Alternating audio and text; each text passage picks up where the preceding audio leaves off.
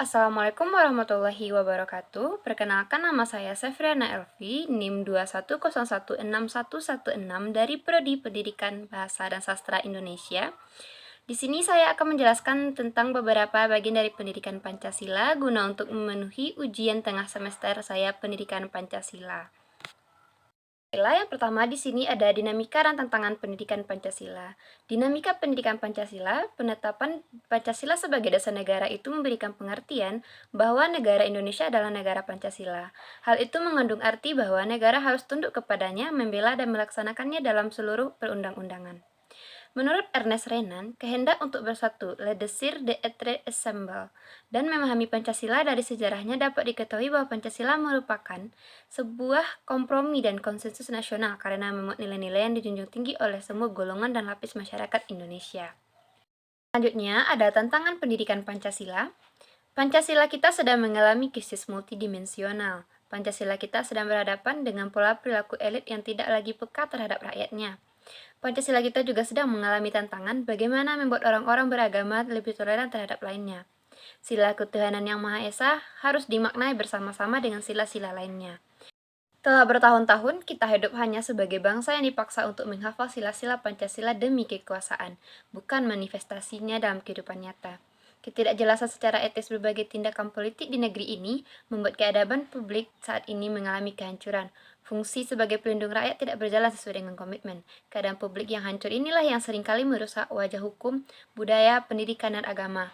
Rusaknya sendi-sendi ini rupanya membuat wajah masa depan bangsa ini semakin kabur. Selanjutnya, urgensi pendidikan Pancasila. Urgensi pendidikan Pancasila di perguruan tinggi, mahasiswa tidak tercabut dari akar budayanya sendiri dan agar mahasiswa memiliki pedoman atau kaidah penuntun dalam berpikir dan bertindak dalam kehidupan sehari-hari dengan berlandaskan nilai-nilai Pancasila. Pendidikan Pancasila pun dapat berpengaruh besar bagi mahasiswa sendiri untuk lebih mengenal dan mengetahui hak dan kewajiban sebagai seorang warga bangsa Indonesia. Pancasila sebagai sumber norma dan tolak ukur tentang baik buruk salah benarnya tingkah laku manusia. Selanjutnya ada sumber historis, sosiologis, politis tentang Pancasila dalam kajian sejarah bangsa Indonesia. Yang pertama ada sumber historis Pancasila. Pancasila memiliki landasan historis yang kuat. Secara historis, sejak zaman kerajaan, unsur Pancasila sudah muncul dalam kehidupan bangsa kita. Agar nilai-nilai Pancasila selalu melekat dalam kehidupan bangsa Indonesia, maka nilai-nilai yang terkandung dalam Pancasila tersebut kemudian dirumuskan dan disahkan menjadi dasar negara. Yang kedua ada Pancasila sumber sosiologis. Sosiologi dipahami sebagai ilmu tentang kehidupan antar manusia. Di dalamnya mengkaji antara lain latar belakang, susunan dan pola kehidupan sosial dari berbagai golongan dan kelompok masyarakat. Di samping itu juga mengkaji masalah-masalah sosial, perubahan dan pembaharuan dalam masyarakat. Dan yang ketiga, Pancasila sumber politis. Salah satu sumber pengayaan materi pendidikan Pancasila adalah berasal dari fenomena kehidupan politik bangsa Indonesia. Pola pikir untuk membangun kehidupan berpolitik yang murni dan jernih mutlak dilakukan sesuai dengan kelima sila yang mana dalam berpolitik harus bertumpu pada ketuhanan yang Maha Esa. Dan selanjutnya kita bahas tentang esensi dan urgensi Pancasila sebagai dasar negara.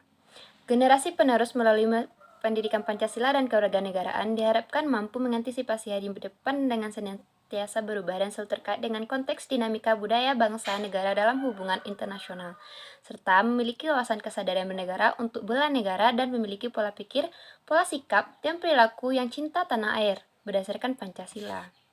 Dan berikut perilaku yang harus kita terapkan dalam kehidupan sehari-hari. Yang pertama, beriman dan bertakwa kepada Tuhan Yang Maha Esa serta menghayati nilai-nilai falsafah bangsa. Kedua, berbudi pekerti luhur, berdisiplin dalam bermasyarakat, berbangsa dan bernegara. Yang ketiga, rasional, dinamis dan sadar akan hak dan kewajiban sebagai warga negara.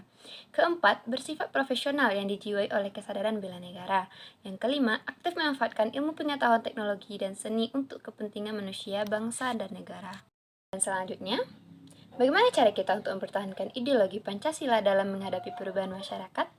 Dan upaya dalam menjaga dan menguatkan nilai-nilai Pancasila di masyarakat dapat dilakukan dengan 3 hal, yaitu yang pertama melalui pendekatan budaya, yang kedua internalisasi di semua level pendidikan, dan penegakan hukum terhadap hal-hal yang tidak sejalan dengan nilai-nilai Pancasila. Oke, berikutnya ada implementasi nilai-nilai Pancasila yang bisa dilakukan pada mahasiswa ataupun siswa. Yang pertama, Percaya dan takwa kepada Tuhan Yang Maha Esa sesuai dengan agama dan kepercayaan masing-masing.